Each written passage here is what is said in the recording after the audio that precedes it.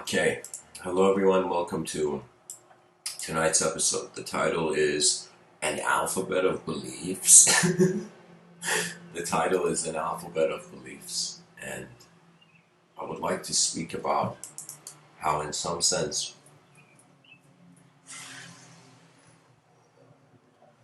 an alphabet, in some sense, is a set of sounds that, in some sense, how can I tell you? A set of symbols used to describe a set of sounds that in a certain formation they have meaning. So just like the fire, let's say somebody uses a stick and a stone, and the stick and the stone have no meaning together and there's no rational reason, but once they use, they spark fire.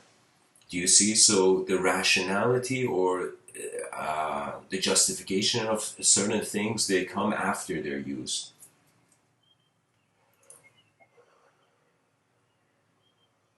What I'm trying to say is that there is, in some sense, the regular alphabet you as a human being have learned for your language, but I experienced a state where it was as if every image I had ever known, every version of myself, of others, of the world I had seen, it was like an alphabet hovering in my mind, and in my stillness I watched what used that alphabet.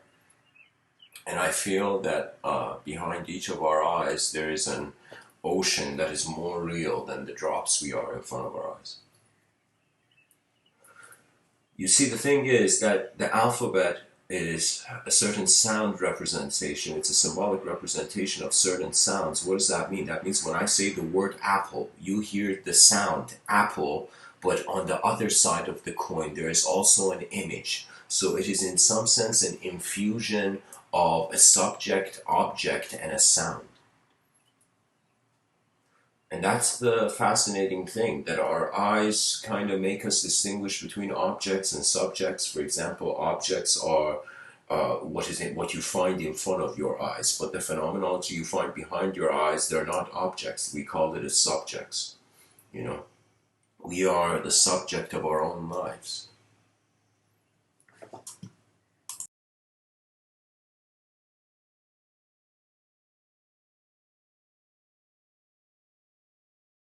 And one may wonder, what is the purpose of having access to an alphabet but not using it? What is the point of having a pen in your hand and staring at an empty page? That's the thing. The creative urge can't rationalize itself. It is more like a surplus of emotion, as Rabindranath Tagore says, as if every person is like a cup, and once they get filled to a certain degree and the water, um, starts to pour out from the brim of the cup, that emotional surplus, for example, Rabindranath Tagore says that's where creativity comes from. When there is an emotion that fulfills the archetype and more. We human beings are fascinating creatures in the sense that our lives are not just visible. I feel every person is living an invisible life, an inner life. And I'll get to how that kind of becomes an alphabet if we had a higher dimensional view. If I'm saying.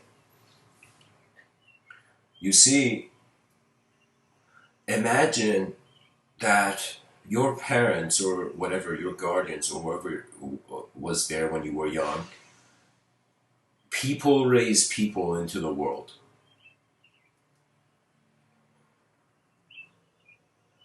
And so the child is spoon fed without the consciousness to resist. That means when I was a newborn baby, when the doctor slapped me in the back, I didn't say like, "Hey man, who are you to slap me?" The newborn baby doesn't have that consciousness, right? You know how the newborn children, they kind of give them a slap on the back so their lungs begin, you know, the ignition of life, physical life.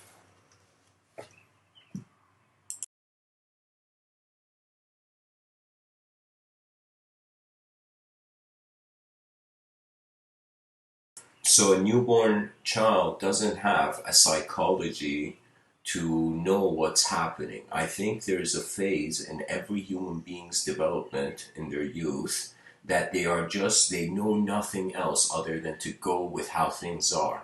It is only when you see options or parallels after you do something that you have regret.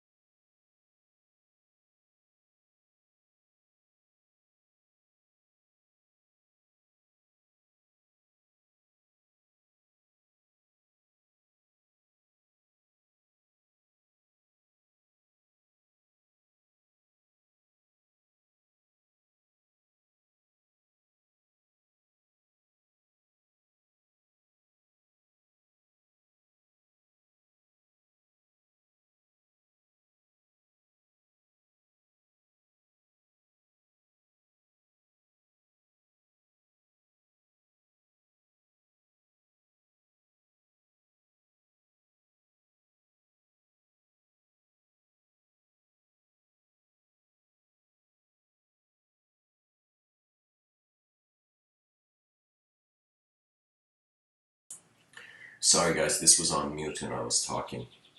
That happens sometimes. Pretty much, I was saying, imagine that your everything, your memory. It's like wonder. I was saying that let's wonder about where memory is happening and wonder about where imagination is happening, and suddenly noticing that they're happening in the same place.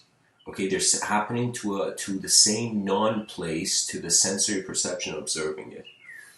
Now, what does that mean? That means I often say in these talks, trust life. You got two options. You either trust it or you don't trust it. You don't trust it, its dimensions don't open up. You trust it, its dimensions open up. But there is an issue with trust too. Trust doesn't mean safety. Trust just means you are going with what you have observed so far.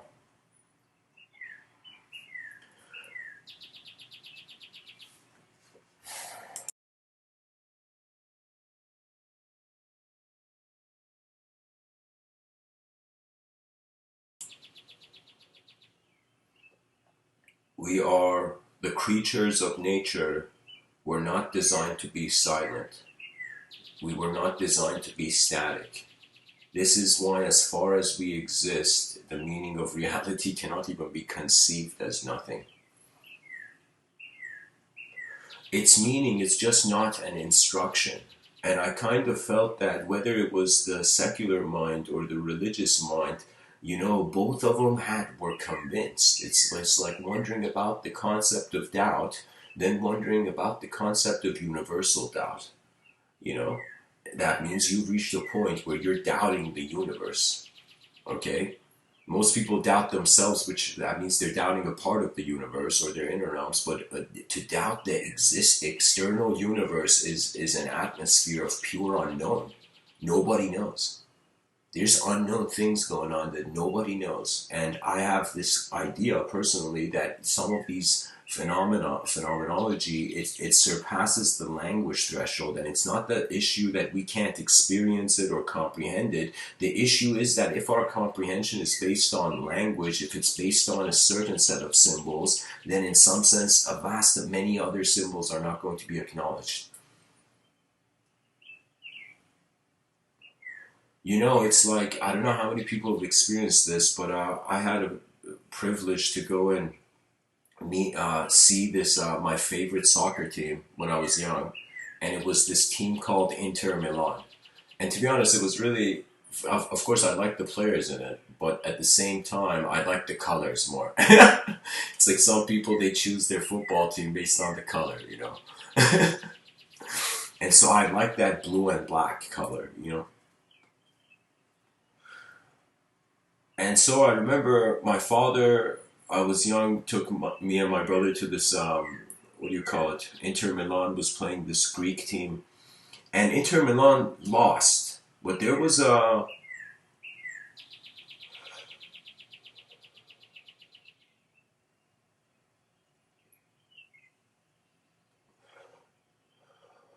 it's as if you can, in that moment when Inter Milan would get the ball, the audience would cheer. And then it was kind of like realizing you're only united with strangers with the outcome they expect. That means it was as if the people sitting in the Inter Milan stands, they were all strangers to me, and the people sitting in the Greek stand, they were all strangers to me. But it was only the expectation of the turn of events. Literally, people watch soccer to see, in some sense, how was it destined? Do you know?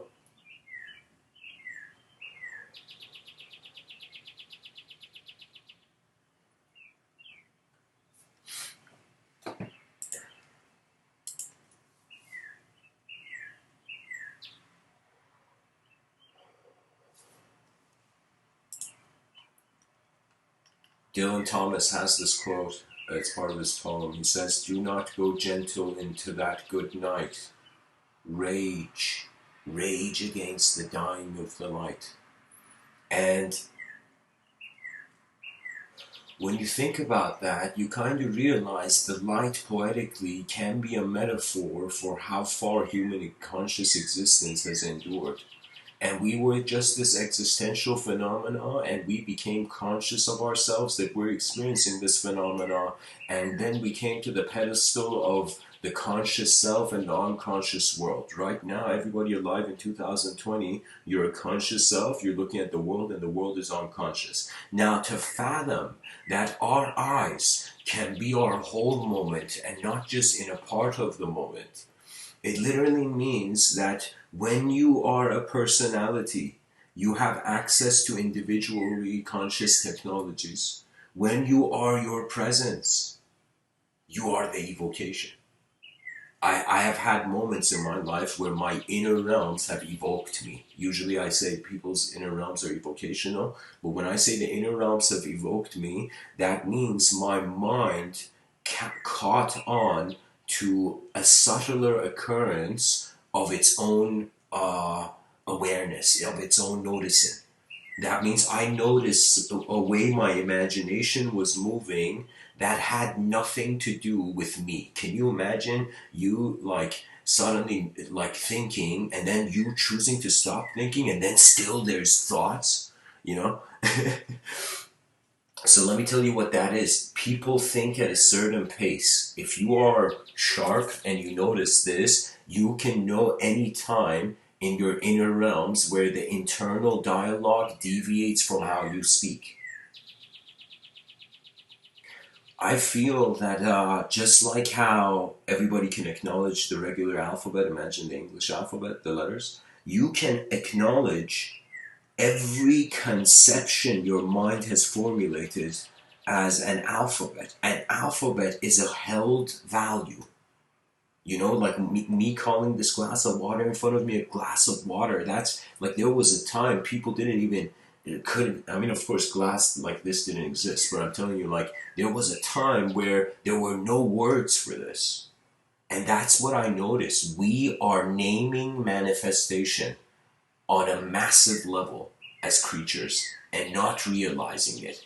And it's as if people back in the day came and they named manifestation in a certain way, and they transitioned out of the plane, and we opened our eyes assuming that everything they said was fixed. That means I thought life is like some people, I've heard them say it's like a roller coaster ride. It's like an adventure. And then you think about an adventure, an adventure isn't known from the beginning. Like think of every movie story you have heard. Does the character know what's going to happen? The character doesn't.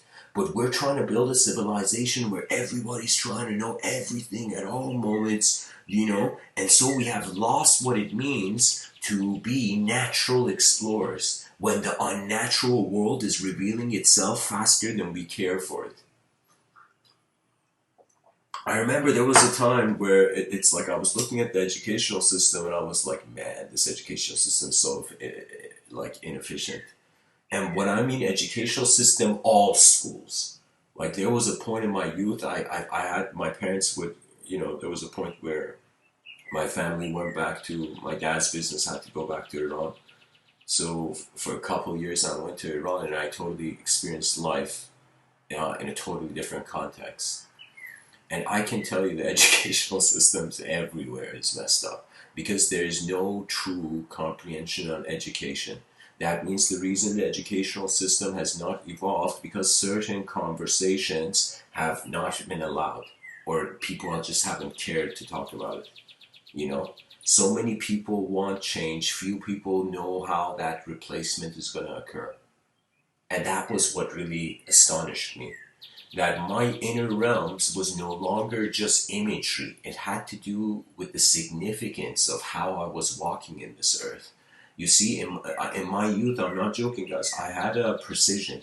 Since the beginning of my life, I've had this precision where it was as if I don't know how I had this precision, but it was this view where it's, imagine most people see something, but then because they want to be a person and live, they personify what they see.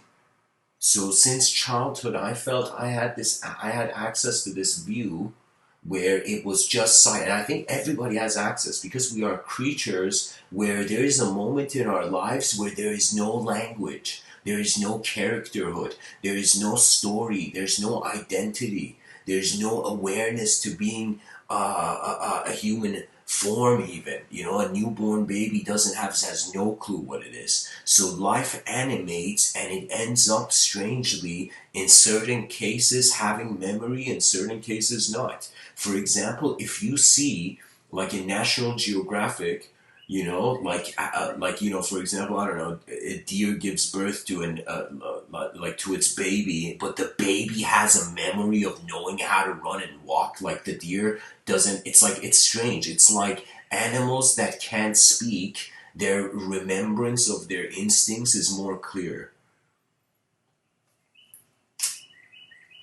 It was as if, like, playfully, the gods of the universe were like, all right, they were making a deal with the chimpanzee, and they were like, all right, you're gonna get language, but you're gonna also forget.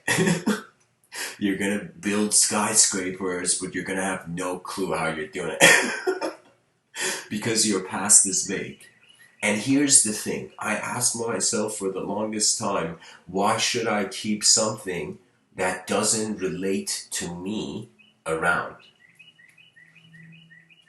Only to realize every idea I have ever had was not me. I had a massive, I don't know what it was, but this massive experience of being pulled out of all the language that I felt I was and I was devouring for.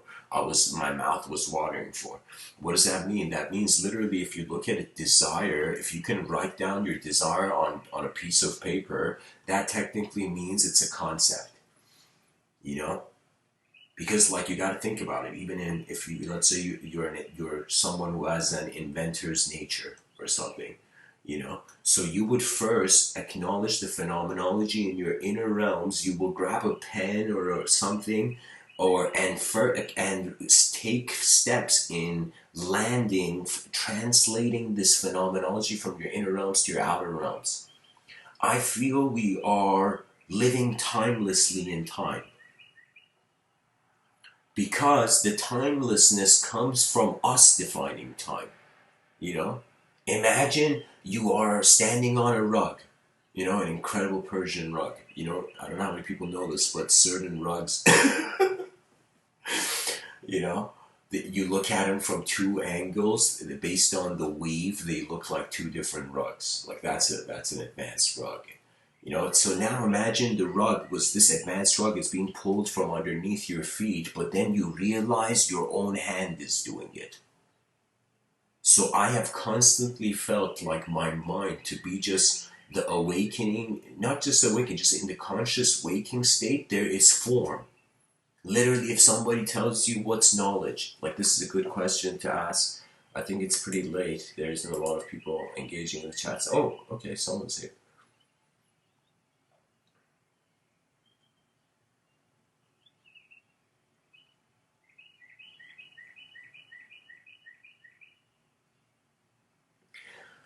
Okay, so Hurricane, welcome to the chat section. I think you're thinking too fast, which is a bit of a strange thing for me to say, but but here's the thing. Let me tell you what I mean. I don't mean evocative. I mean evil. I mean, sure. I think maybe it's the same stuff.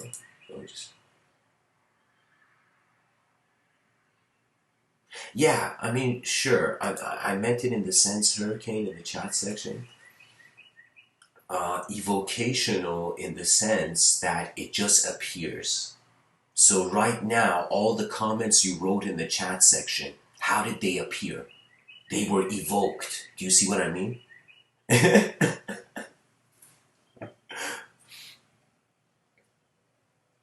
Guys, I'm talking to a hurricane.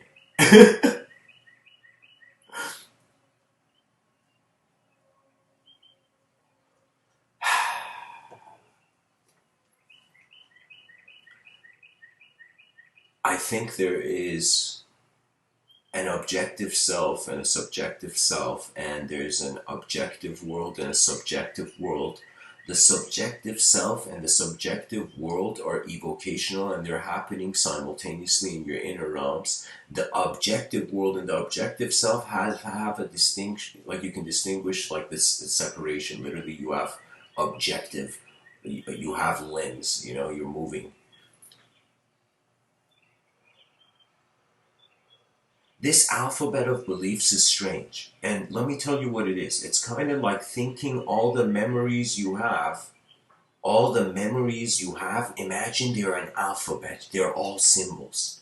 Because I mean, look at a letter. A letter is meaningless. It's like we use the meaningless to build meaning. So I feel that rather than us thinking we have to be rational, we have to see where does rationality come from. Rationality came from the universe being in a chaotic condition and us choosing to plant a flag in the subjective realms and to hold a static point. What does that mean? That means it was a film and we pressed pause and we made that the beginning of history and then we played the film again. We pressed play on the film and the film continued.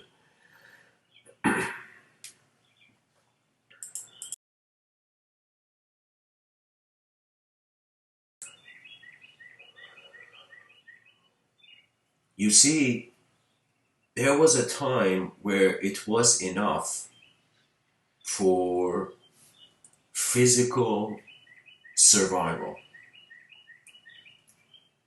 for surviving in a physical world. That was enough. But because there is the phenomena of boredom, because there is the phenomena of an edge to whatever conceived, it's like I think we are at our core an ability seeking creature.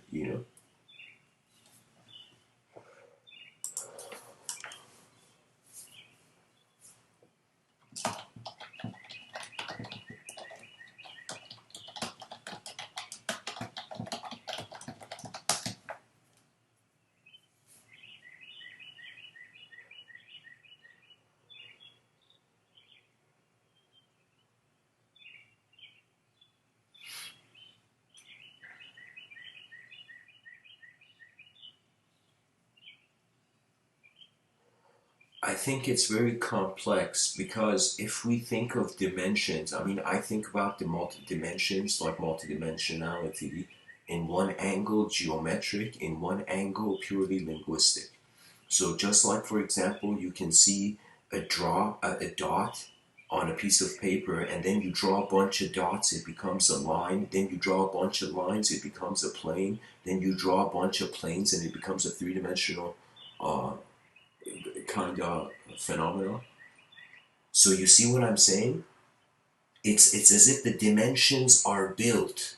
That means you could totally be in a moment right now that many things don't make sense, but with a few quick movements in the moment, suddenly irrationality placed differently in front of irrationality can lead to its counter. That means I don't know what it is, but I think it's like you experience this in chess.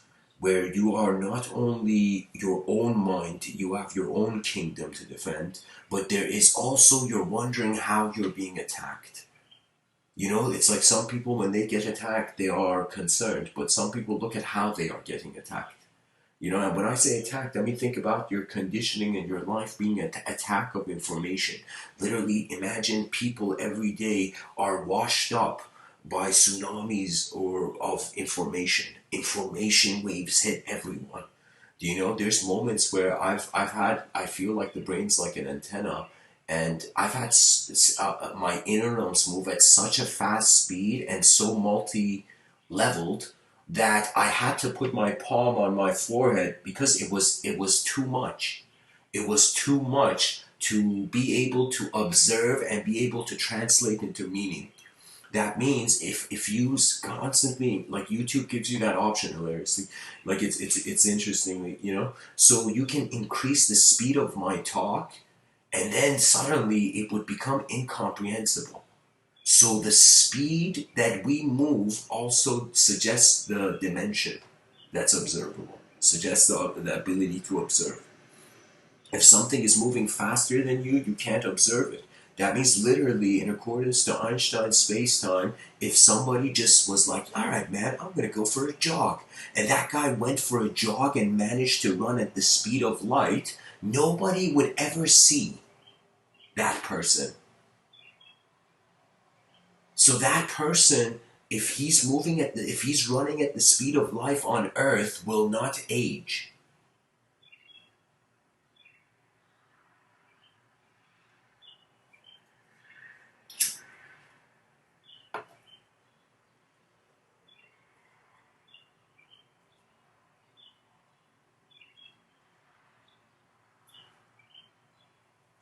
So just like how there is the dot, there is the line, there is the plane, there is, for example, the letter, the word, and the sentence. And I feel that this is an approach to a geometrical parallelhood and a development of a geometrical language. After some point, we're going to realize we are, believe it or not, unknown experiencers of everything we know, and we pass through and go on to know something else.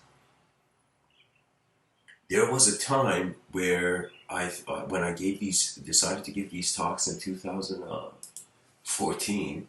I mean, if 10,000 is like a big number, and I was thinking like, what's gonna happen if I give these talks, you know? And then suddenly it dawned on me that I am never like what it's like. How am I the same person every day? So the talk changes in accordance to the experiencer's communication.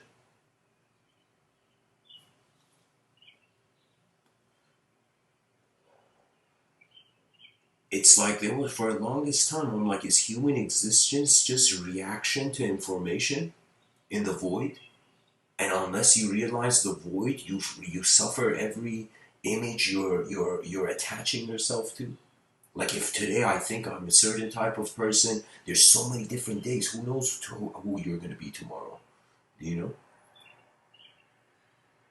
So that's the thing. It's like there's a mystery to our lives that we are nullifying by choosing only to identify with the manifest. You see, imagination is visible but not tangible, not physical. I could imagine an apple pie right now, but I can't like eat that apple pie right now. You see what I mean? It's like the image is accessible, the design is accessible, and there are certain moments in your inner realms where you're gonna notice designs that are uh, just like how you see inanimate and animate in your inner realms. You can have phenomenology that is animate in accordance to your will, or is inanimate even if you have a will.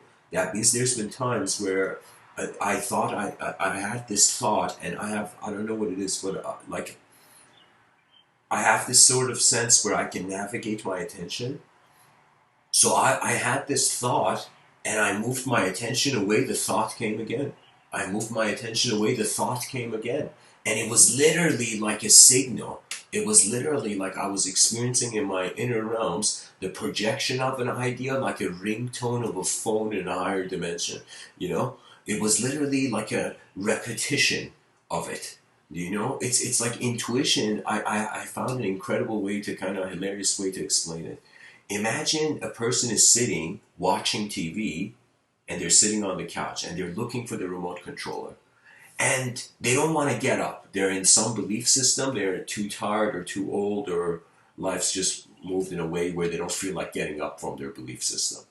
You know, when you're younger, you can actually, it's easier to run through, you know, neighborhoods of inner landscapes. You know, but anyways, what I'm saying is like that person sitting on the couch and that person's like, where's the remote? Where's the remote? That person is looking everywhere on the couch or in the room while seated in their belief system. And that person suddenly gets this intuitive feeling like something is off. And he keeps looking, turning his head. He doesn't want to move from where he is, but he wants to look at the remote before moving. And the person's looking, looking, looking. And then the person suddenly, the intuition says, look within. And then the person gets up and sees they were sitting under the remote control they were looking for the TV.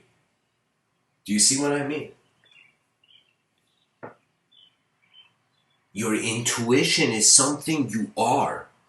I think intuition is you. That moment the person's like, my intuition helped me. I'm like, that's you. You thinking this is you is could be the obstacle. Reality is honestly, it's just made of, believe it or not, languagery of images. It's like there was a moment where I graduated from Toronto Film School and what do you call it? In film production. And I can tell you that I was wondering about, as a director, how to communicate to actors for the first time. And then I realized, wait a minute, and not just to communicate, where to even find great actors for a film.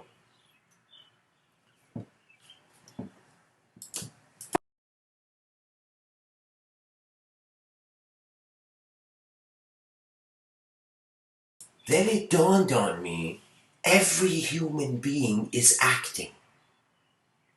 Every human being, if they feel something is real, that is an Oscar level performance, is it not?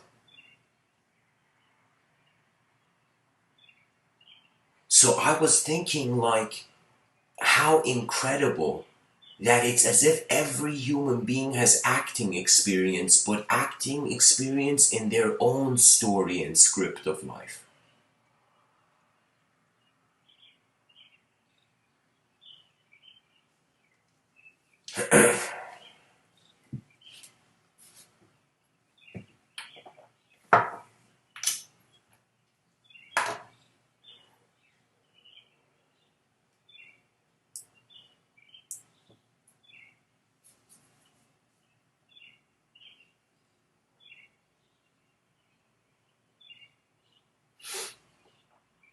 And so it was as if like we are living in an internal cinematic language as a subjective self in a subjective realm.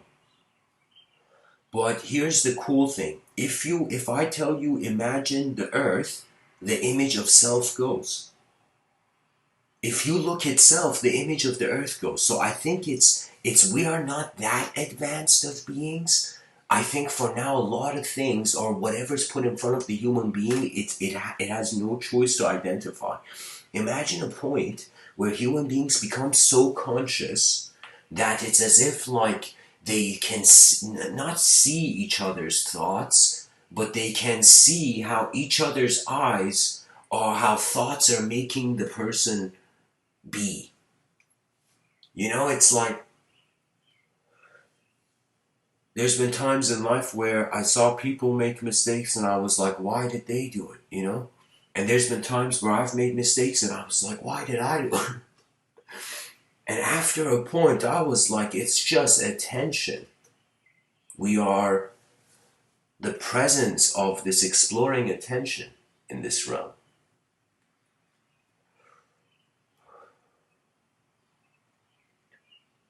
It's like I was thinking, what is history? Is it like a restaurant where every moment in history had its own meal, ate it, finished, and it's done? You know, like the fact that people nowadays they don't have an interest towards philosophy and philosophers just doesn't show how much people dislike philosophy. It shows how little people care for history, because everything is a historic event. That means history is like the skeleton of the nervous system of human events. I don't know how to say it. I don't know. Like it's the skeletal structure of the social animal, you know, ideologically.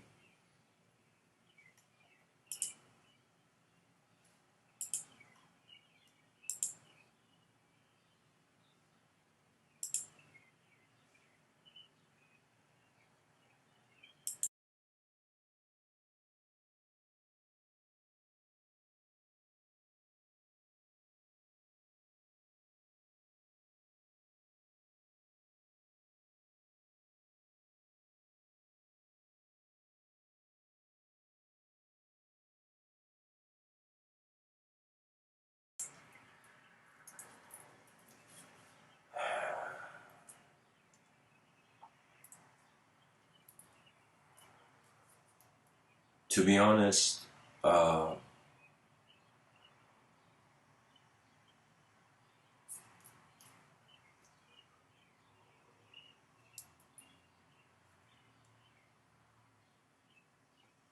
if I was born 3,600 years from now,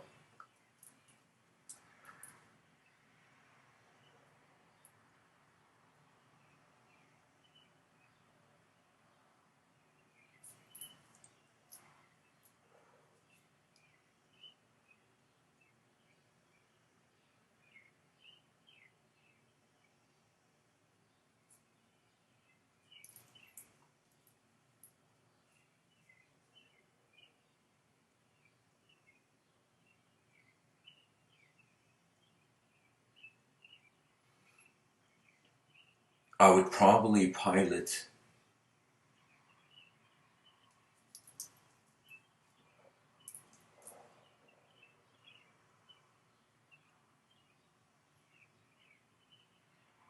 I don't know what it is, guys. I just feel that there is an archetype underneath all the archetypes that is arising from the first way you as a conscious being accepted what duality means. The first duality of your lifetime. The first moment where you saw yourself in a mirror, or you noticed your shadow, or you noticed something that made you suddenly center as an individual.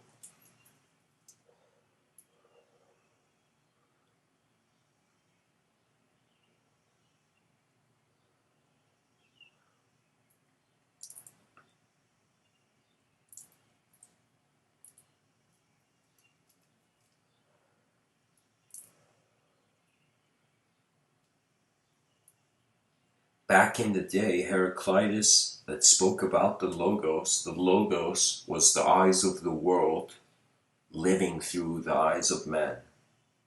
It was the inner guiding voice to all phenomenological creaturehood. We are like the shattered mirror that nature in one moment was perceiving itself through.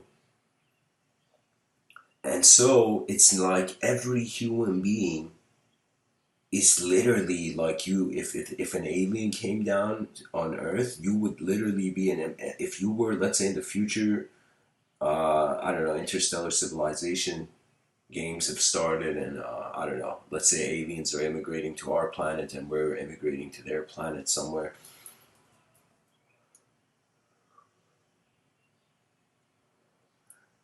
It's like when I look at the past, I get filled with pride and strength.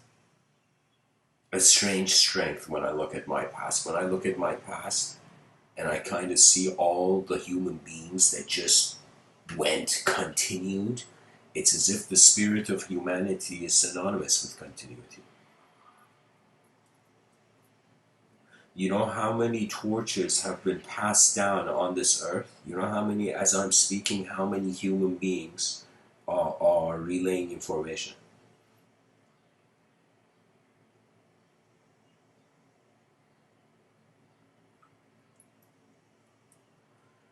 Imagine there were three senses of self to you. Imagine just like you see these ancient statues of these, for example, uh, you know, in polytheistic traditions and cultures, you see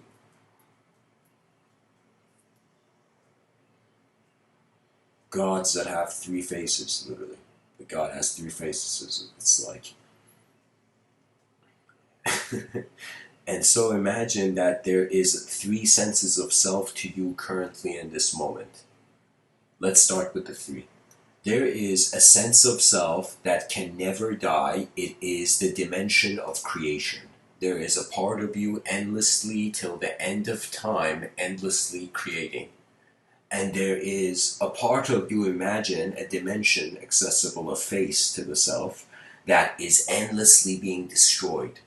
Endlessly being destroyed. And then there is a dimension where there is a face that is endlessly till the end of time maintaining it. That means we think that we are a creature that is born, lives, dies. That seems to be the case, that transitions, physically transitions. But it's as if, imagine you become aware. Whatever you do in the creative dimension, you will experience endless creation. Imagine whatever you do in the maintenance dimension, in Vishnu's abode, you are endlessly maintained. Imagine in Shiva's abode, in some sense, the third, a dimension of pure chaos. This is why, for me, it's as if they say, is there anything more chaotic than the concept of, for example, in religious ideology, we have the concept of, for example, the fallen angel or whatever. If somebody said, other than the archetype we use for the personification of duality,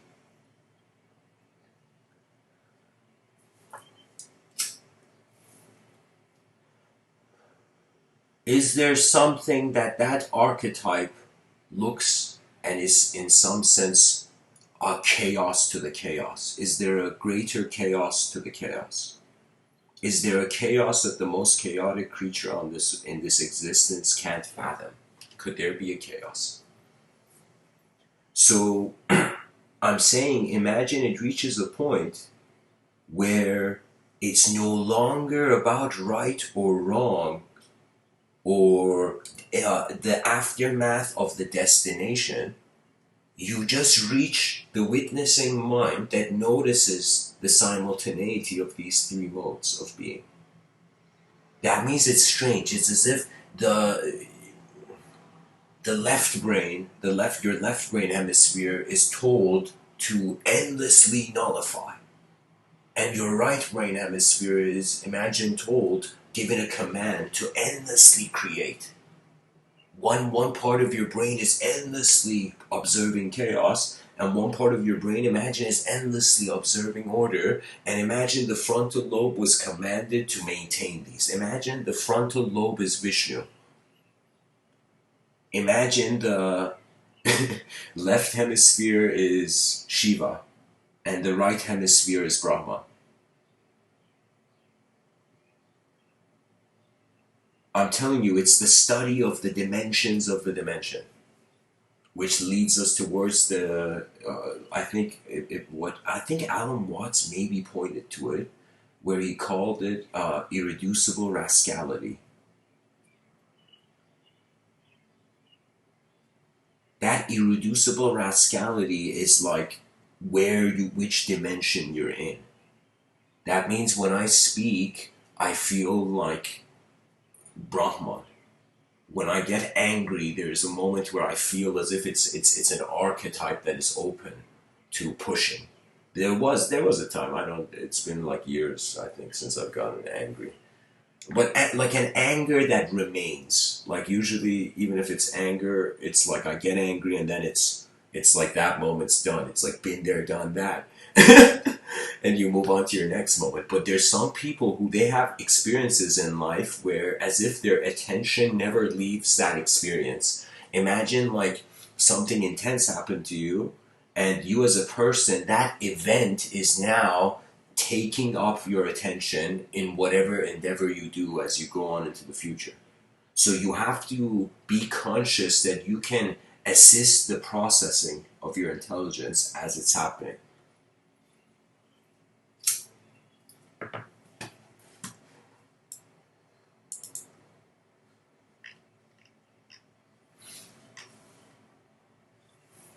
So what do we do? What do we do with this jar of images that we call our brain?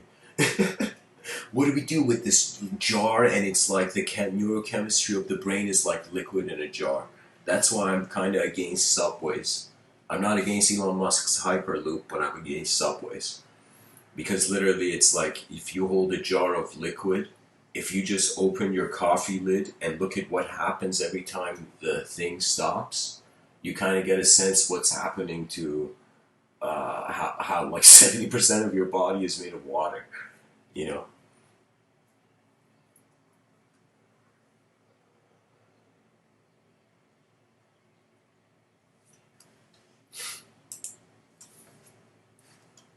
Oh, I feel like reading something for you, going into a poetry tunnel. In 2016, I wrote a lot of uh, like mystical hymns, but from my own eyes. I don't know how to say it, from my inner eyes. I thought maybe I'll read some right now.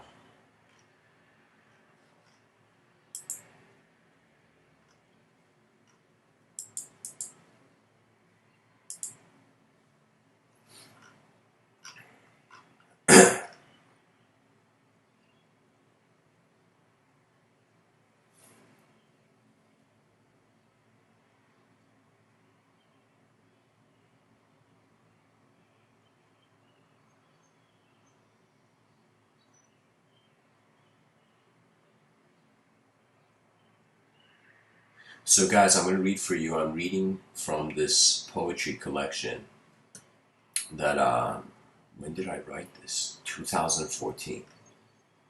And it's called Above the Peak, and I'll just read the briefing. It says at the start of 2014, this is something I wrote. At the start of 2014, I decided that for a full year I would write poems every day, amounting to 12 volumes, one for each month. At the time, I had done nothing of the sort before. I also did this to make my parents happy since I could not see them at the time, so I would send them daily poems for the duration of a year. I find if the man in the mirror can call himself a poet, it was this poetry collection that proved the possibility. I call this poetry series Above the Peak, and it holds 12 volumes. I hope you enjoy the read. Blessings. So, yeah, guys, I'm going to just read a few poems from this, um, from Above the Peak. This is from the month of May. So each poem has a date. So this is 05/01/14. Calypso's Rush. Calypso is written Calypso apostrophe S. Calypso's Rush. Dwell, my friend, dwell in the abyss of time. The roads are never paved. Keep your distance from your distance. The dead end may live again. The stubborn fired as new means to burn.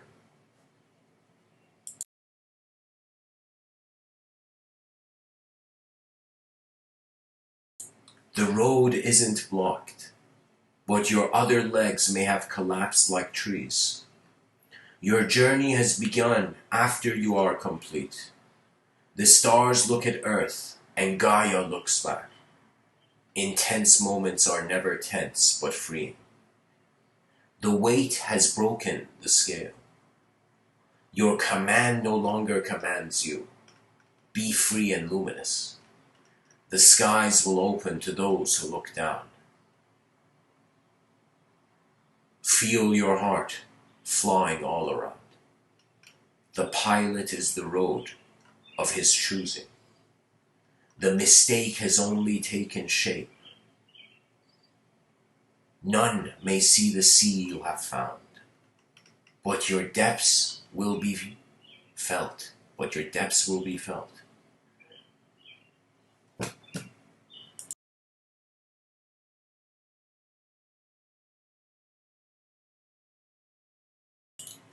The sun has found its way, for the ditch was ditched.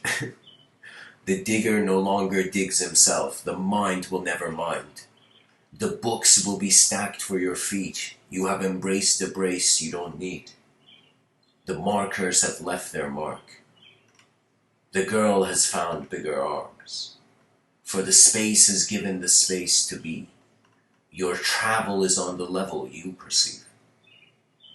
Take your hands, guide them to the door.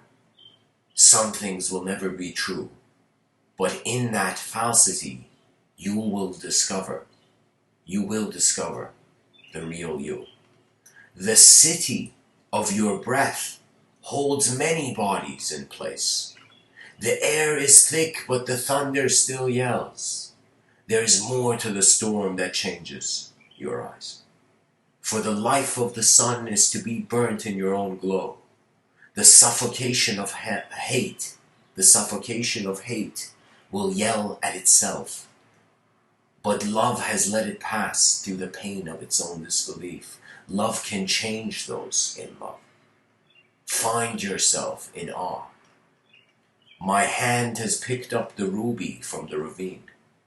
An endless struggle is as endless as you let it be.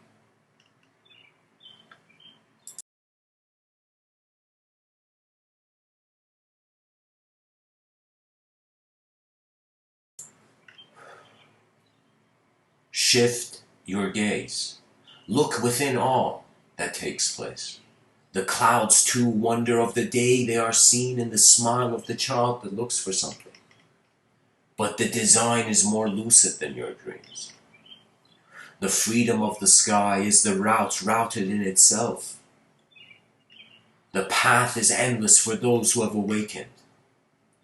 Dreams come and go, but there is one that speaks to you. For you never could convince the reflection in the mirror of the world it's in. For the answer to life lies in the eyes that have seen creation take place. Past the question that never could find itself. The roses have bloomed, the thorns are softer than the finger that let blood flow.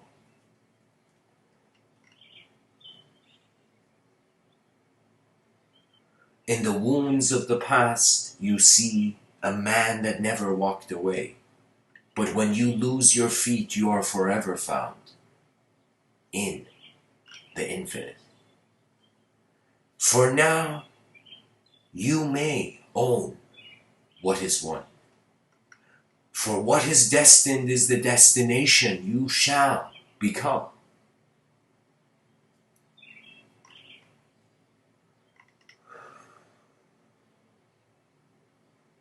Cage of the Unbroken.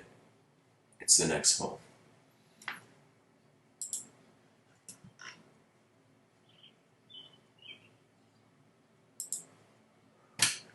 The sun has made my sinuses dry. The road is made of quilt. The feathers of the eagle were found in its nest.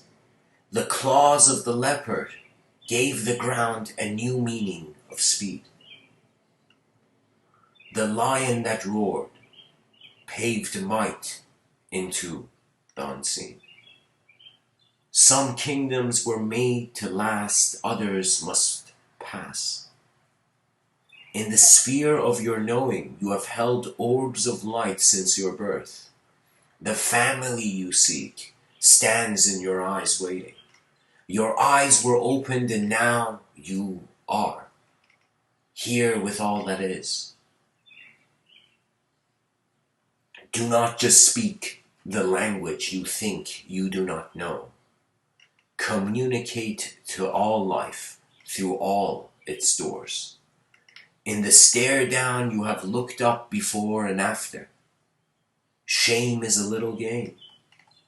The winner must feel he has won before the shape has come. The druid gave his talent to the wind and children unseen. For each seed is Gaia's womb. For each seed in Gaia's womb cried to be born in the right light. But you are left here to rise. The farmer of this blessing knows the you that has not sprouted.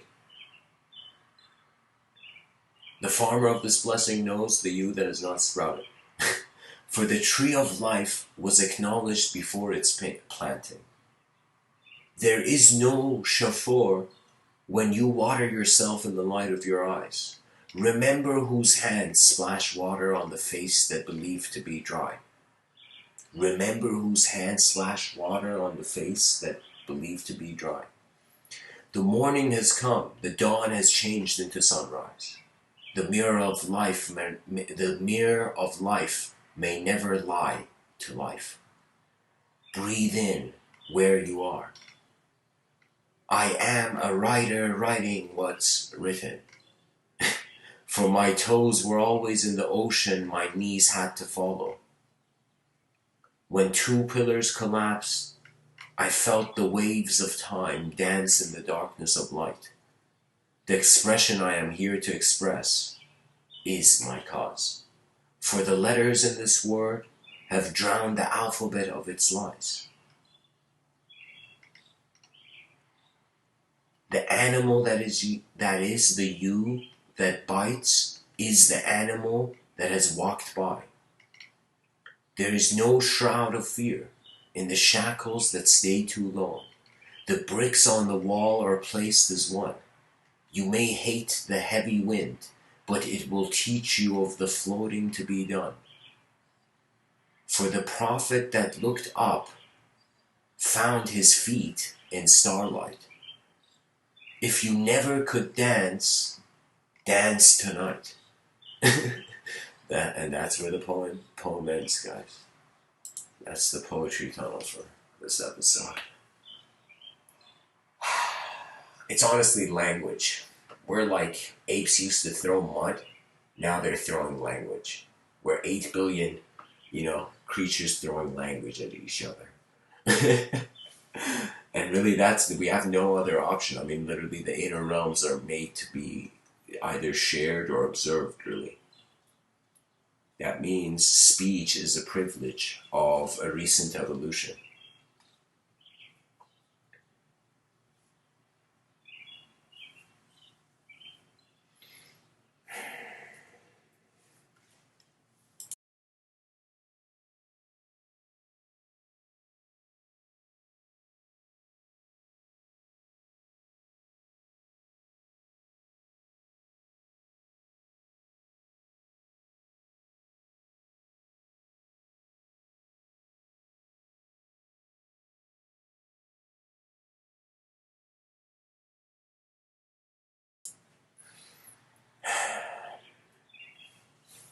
I feel our thoughts could be an alphabet for higher dimensions if we are conscious of them and how they move if we are the emptiness to the moment.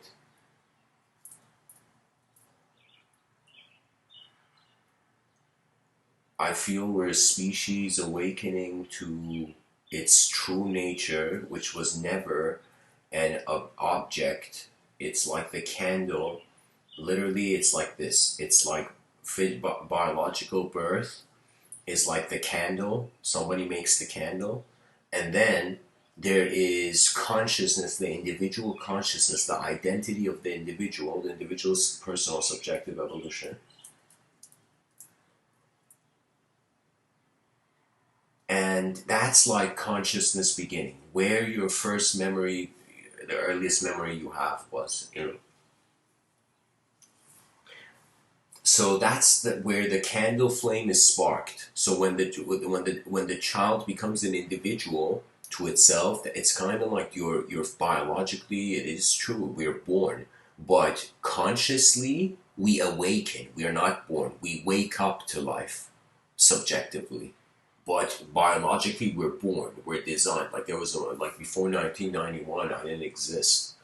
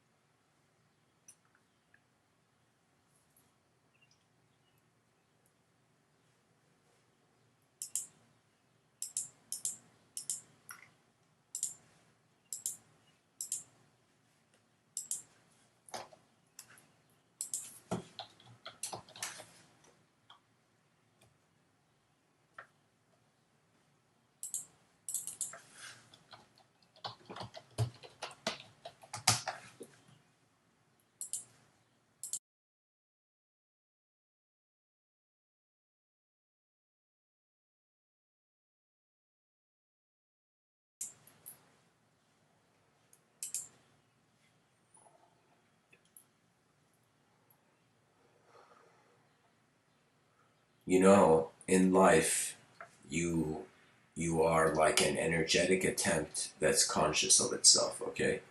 And so in life, it's like there is this unjudgeable, like you can't judge it. It's literally energy being energy. That's why we say human being. The being part is static. It's just, it appears static. It appears just there. But then the humanhood is based on movement. So if you never moved as a person, if you never said anything as a person, you would technically not exist in the dimension. And that's why I feel deep down every person knows they are multidimensional.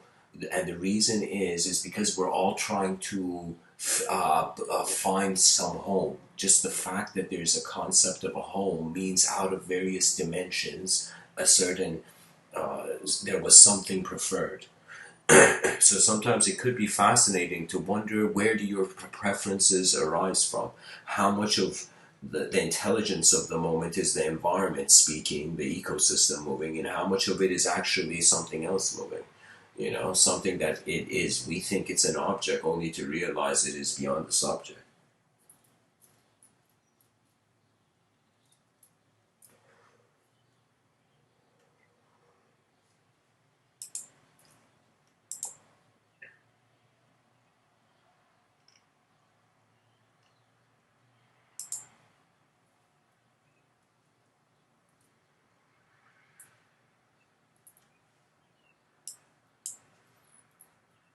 We have just been eyes that have roamed this earth,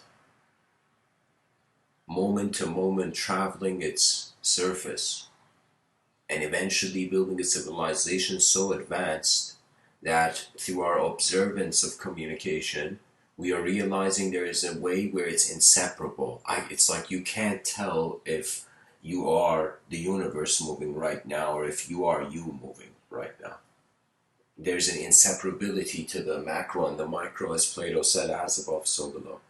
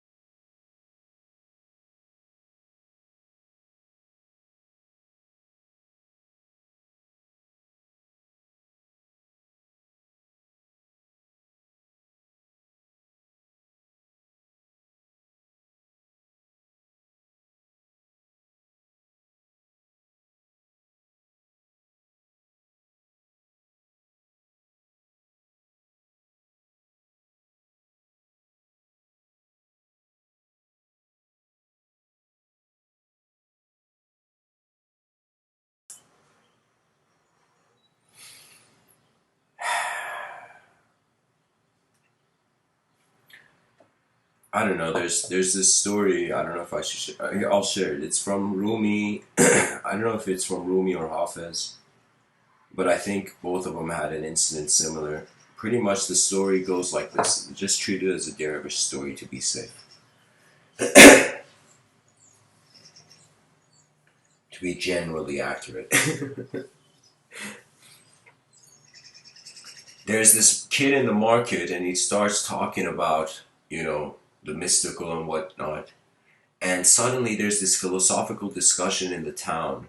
And there's this old man who's there. And this kid gets into a discussion with this old man. And this old man is like this very enlightened being, you know? And so there's this situation where this old man is this kid looks at this old man, and the debate is the kid saying, "Hey man, you can't choose when you die. You can't choose when you die. It's like just like you're born in nature. You don't know how it happened. It's like it's one of those kind of things."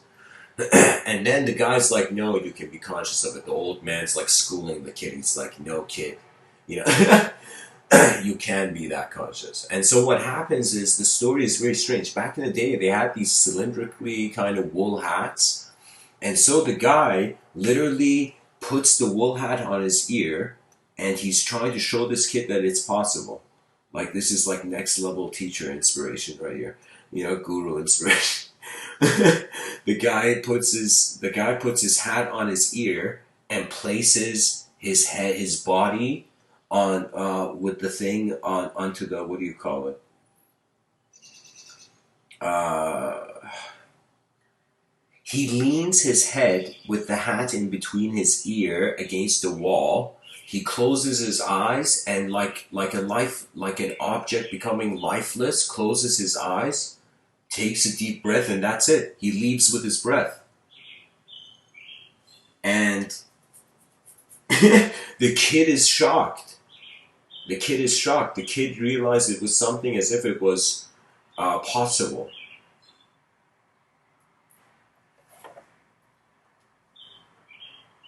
The unknown can move the known. And when it does, that's what we acknowledge as spontaneity, creativity. I don't know, revelatory inner vision. I don't know, like all that.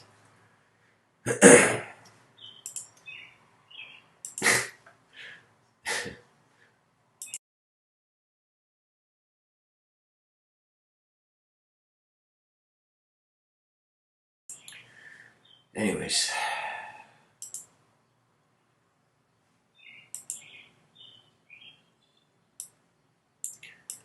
how could our personality be like a higher dimensional being communicating?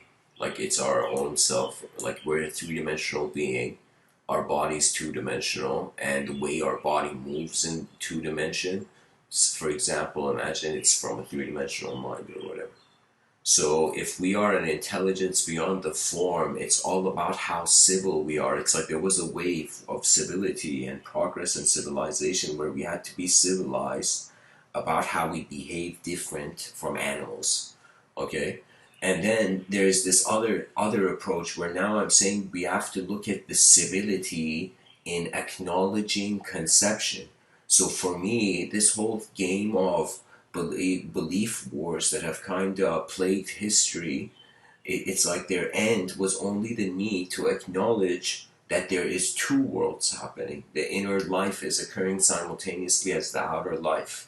This is why some things in life, they're not even explainable. It's like your moment's value. Sure, you can see an atomic way of its constitution, but you could also see it as an unknown event to the one who's even like, well, it's like this question I ask people in these talks of mine. I say, anyone who can answer, I'd be impressed. It's like a challenge for the audience. On a sphere in the middle of nowhere, when a person on that sphere looks at their watch, what time is it? On a sphere in a vacuum, when the person looks at their watch, what time is it? And so it's kind of saying, in on a sphere in a vacuum, when a person looks at a belief, it's like which belief can be true.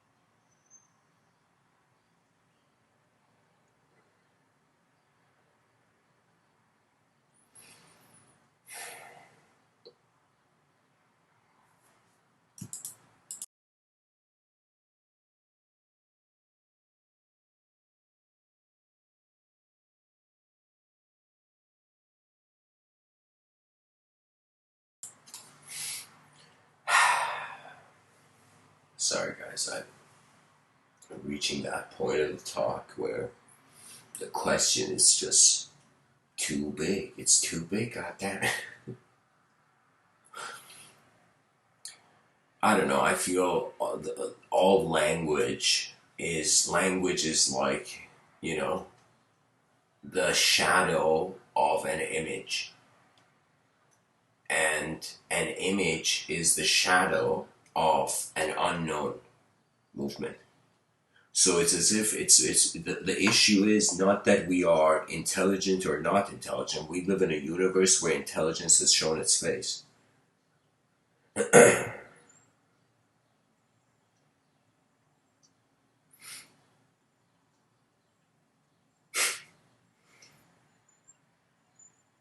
I feel we are not images. We just communicate our own existence through them as a conscious being. And that's why I feel there's this next wave. Like soon philosophy is gonna become, like, let me tell you what I feel the shift is gonna be. Right now, the entertainment industry is everyone's just trying to be artists. What's gonna happen is entertainment industry is gonna merge with the educational industry. And so imagine, instead of having stories in TV, various narratives in TV that are deviating from how reality is, more narratives that show how reality is. So it becomes like films become teachings in what I'm kind of suggesting in the future. So this union, this kind of intersection of what is real and where the real is heading.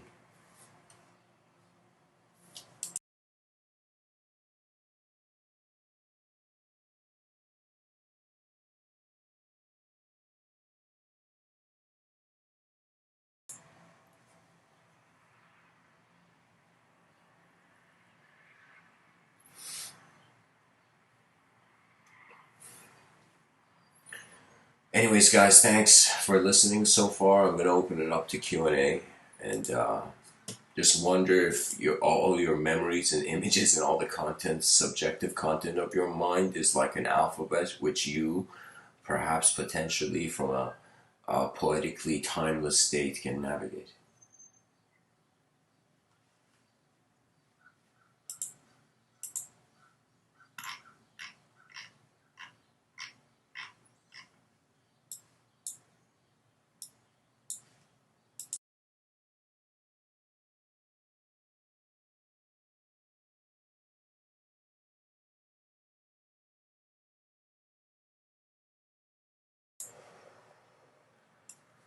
Lorna in the chat section says, "Mr. Within, infinity can't go smaller forever. Do you think it can't go larger either?" I feel infinity is the inconceivable. I say there's two ways we get out of duality where all our meaning is found. I mean, literally, you can figure out who people are based on how the way they engage the world, the way their mind animates image.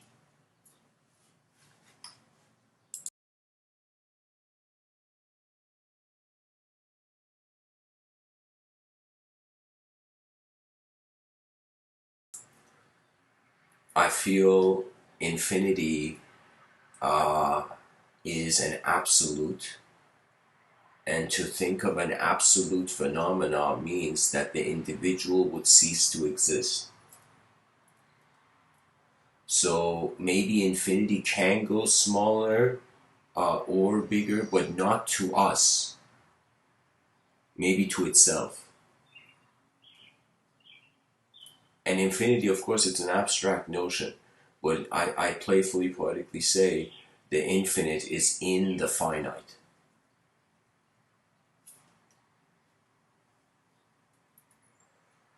So I feel that infinity is an inconceivable point from duality. It's two exits, the void and the infinite.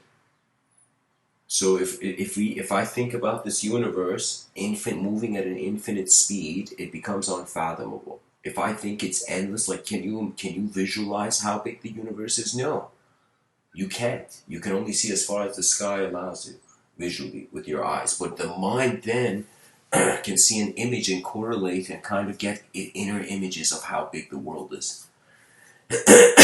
So I'm saying that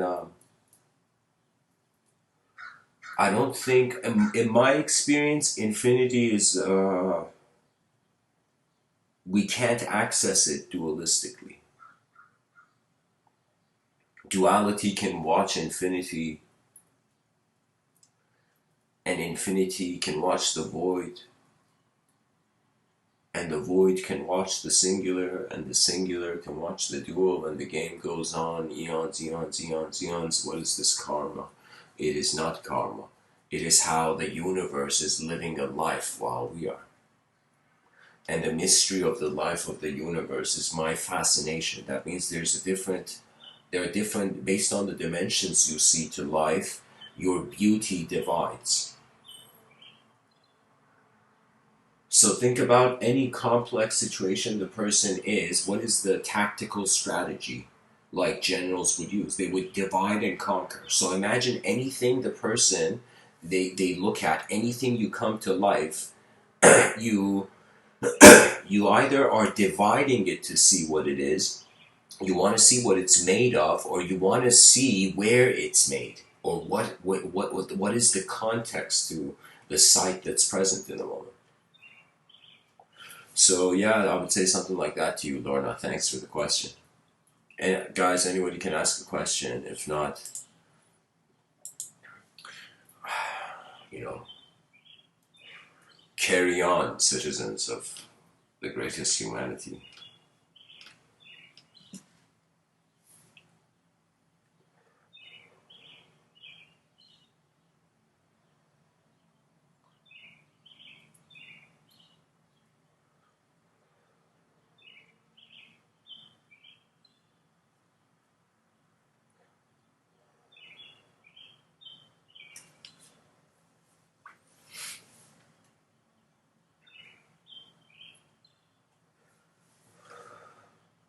So anyways, guys, thanks for tuning in. I hope this episode was helpful. Wonder about your mind. It's the privilege of the lifetime living. You know, there's some things that people can teach, but when you realize all that you have learned from this life has been looking in a mirror of how you've processed your own experiences, then when you become a watcher of your moment, then you can orchestrate the moment without limitation. So it's not that the body's limitations go away, it's not that pain can go away, it's just that that thing experiencing pain has become so conscious that it is aware how the environment is moving, and it's a symbiosis. I think it's not survival of the fittest, I think it is the survival of those who could live with the world better.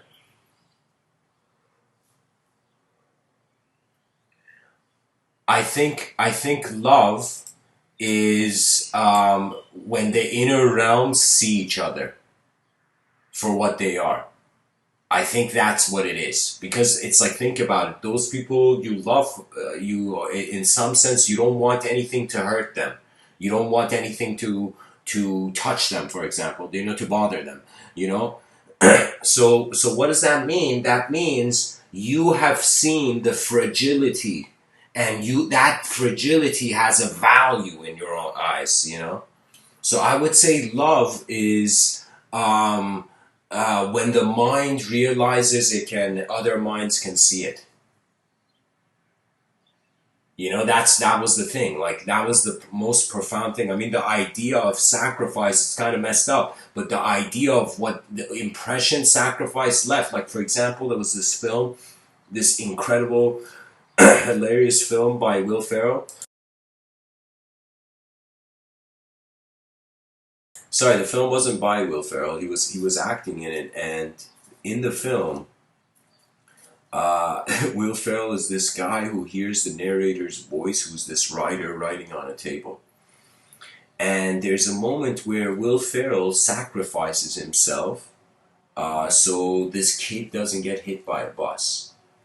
And I thought what was the love in that moment? You would see the guy sacrificing his love is from his inner realms, but the kid is seeing his outer realms care for it. That means that's the thing. The whole thing messing up children's conditioning in this world is that they're just not acknowledged. They feel nobody sees them, so they harbor this silence that builds up, and then it has to deviate from the world that is too fast for it, you know. So I don't know. I say that love is evolution's greatest inspiration. It's when the mind feels it has lived before the body uh, transitions. After some point, I mean, every human being should acknowledge that after some point, we're like pilots. We got to eject out of the plane of existence, And when I say eject, that means just like be observant of life's movement. It's like, because it's like that thing where it's like, what's the best thing to see? And it's to see how life is alive. So keep your attention on life, and in a strange way, you're a, you will be alive with the world. That's the difference, you know? That means imagine for, I don't know, let's say 200, 500 years, people were just selfish and hedonistic, and there were many strange extinction situations that miraculously we managed to get through them. But still, people were still being selfish. After some point, some guy's going to be like, how long can this pattern repeat? That means history's pattern, it's not that history repeats, it's not that history repeats itself, it's that man chooses to see. Like, man chooses to see something that can repeat. So there's a primary choice before subjective identification or objective identification, which literally means that we have to become ready to acknowledge mind. So whoever you are listening to this talk, after you've heard this talk, every other human being you see, just acknowledge that they are an unknown mind, and watch life. It's like so many people give it value before life has really shown its value. Yeah, I feel emotion is an energetic phenomenon. There's emotions that they reduce you. I think an emotion is a coagulation, just literally a mixture. Like, it's like a bunch of senses of yourself intertwined. It's like when more than one memory is in the room, you emotions can project more easier. So when I remember my past, I there comes an emotion. When I look at what the future could miss out on, I there comes an emotion. And that emotion is really, it's not per se, the emotion is all going towards, there's a pilot. I'm saying that it's like our minds are piloting our material existence as an unknown field, this known object that's dwelling. So this unknown field, there has been various ways that history approached it, right? Yeah, but I'm telling you now, it's becoming a point where we have to start listening to, believe it or not, and it sounds simple, but to Earth, but not the outer Earth, the inner Earth, not the one inside the Earth, the one behind your. I'm joking.